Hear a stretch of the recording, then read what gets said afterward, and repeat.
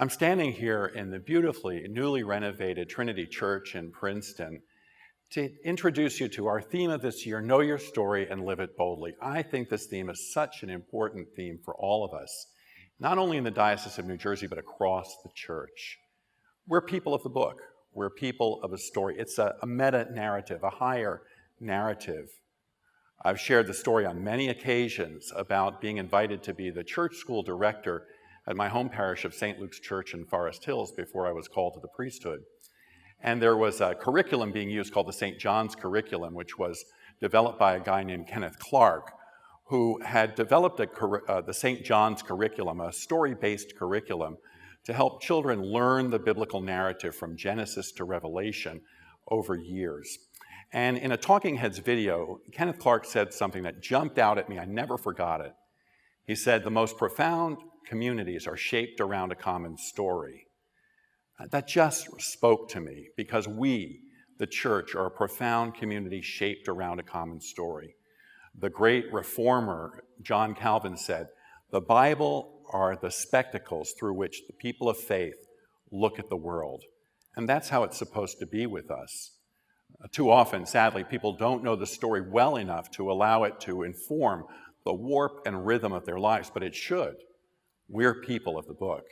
It is the story that tells us of life's joys and sorrows, of love and sadness, of life and death, of resurrection, of incarnation.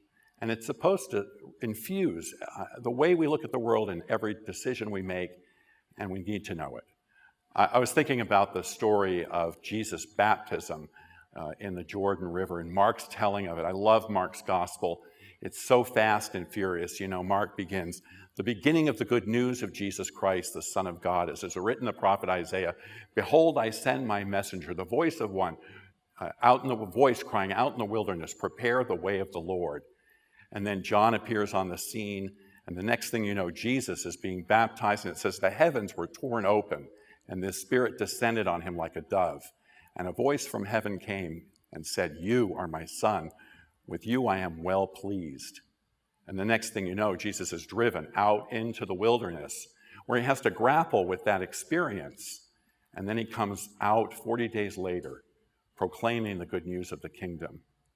Baptism is such an important event in all of our lives that we often overlook, but it's the beginning of a journey, a lifelong journey in the story, a story that begins with Genesis and the creation, of God making everything and making it good, and then of humanity tripping and falling by chapter 2, and God constantly inviting us back into God's dreams and hopes for a kingdom where we can all live together.